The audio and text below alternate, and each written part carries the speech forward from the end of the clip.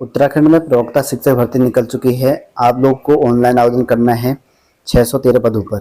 ऐसे में जो है कौन कौन अप्लाई कर सकता है, क्या क्या आपके डॉक्यूमेंट यहाँ पर जरूरी हैं फॉर्म फिल करने के लिए, वो सारा कुछ मैं आपको बताने वाला हूँ।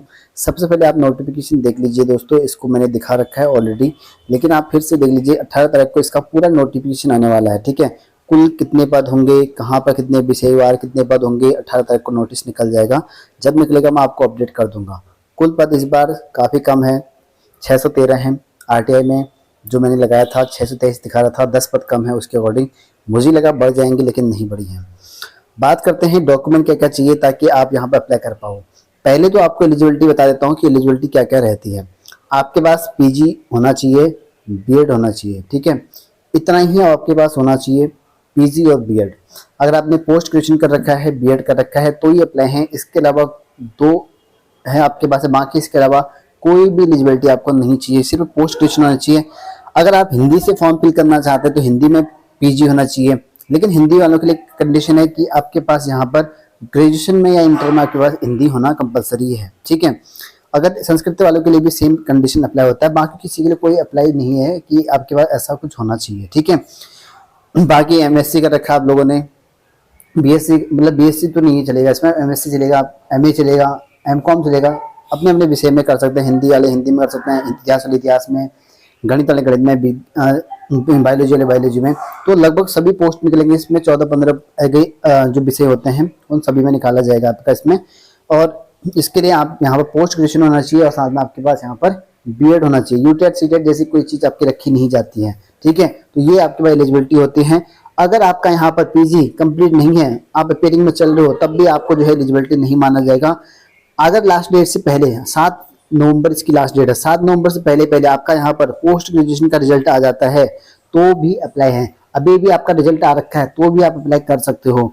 अगर आपके पास प्रोविजनल डिग्री नहीं है, आपके पास यहाँ पर पूरी डिग्री नहीं मिल रखी है, भी ओरिजिनल डिग्री नहीं मिल रखी है, तो भी अप्लाई कर सकते हो। लेकिन आपको जब डॉक्यूमेंट वेरिफिकेशन आएगा उस टाइम पे आपको प्रोविजनल डिग्री या आपको जो है अपना जो सर्टिफिकेट है या ओरिजिनल डिग्री है उस टाइम डीबी के टाइम पर दिखाना पड़ेगा। ठीक है, लेकिन अगर आपके पास अभी नहीं है चल जाएगा, क्योंकि फॉर्म फिल करते वक्त आपको जो है ऑनलाइन करना है। मेरे ख्याल से पिछली बार तक फॉर्म ऑफलाइन फॉर्म फिल होके भेजा जाता था बाई पोस्ट।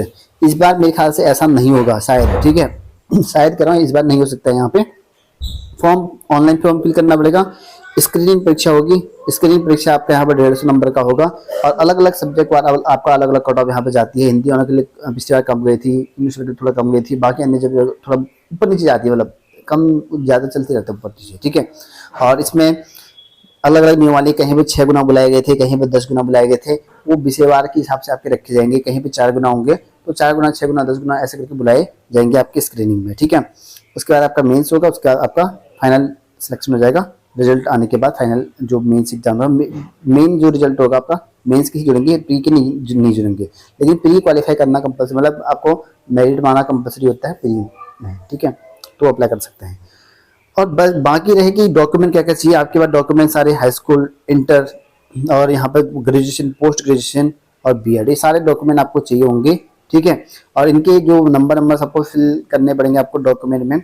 अगर आपका आरक्षण है जैसे SC ST OBC EWS तो उसका डॉक्यूमेंट भी आपको चाहिए होगा। ठीक है, और ये सारे प्रॉपर होंगे लास्ट डेट से पहले पहले, क्योंकि 7 नवंबर लास्ट डेट है, तो लास्ट डेट से पहले पहले के सारे डॉक्यूमेंट आपके चाहिए होंगे, उससे पहले के होने चाहिए। 7 तारीख के बाद के नहीं होने चाहिए, नहीं तो आप एलिजिबिलिटी नहीं रहोगे। ठीक है, आपको बाहर कर दिया जाएगा डीबी के टाइम पे। स्क्रीनिंग के बाद डीबी होता है। ठीक है, तब जाके आपका फाइनल जो मेंस होता है वो बाद में होता है। मेंस के लिए बाद में फॉर्म फिल करना पड़ता है दोबारा से। ठीक है, तो और टाइम में क्या था कि फॉर्म फिल करो, फिर आप अपनी डिग्रियां को जो फोटो स्टेट हैं या आपका प्रोविजनल है उनको फॉर्म फिल करके आयोग में ऑफलाइन ऑनलाइन फॉर्म फिल करने का ऑफलाइन तरीके से डाक के द्वारा भेजते थे। तो मेरे ख्याल से इस बार ये चीज़ नहीं होगा। अगर होता है तो आपको ये सारे डॉक्यूमेंट चाहिए जो मैंने आपको बता दिया, अगर बाई चांस अगर ये चीज़ होती है तो। और ज़्यादातर चांस है कि इस बार फॉर्म ऑनलाइन फिल करने का ऑफलाइन नहीं होगा शायद। ठीक है, और डीबी के टाइम पर उस टाइम हो सकता है शायद से।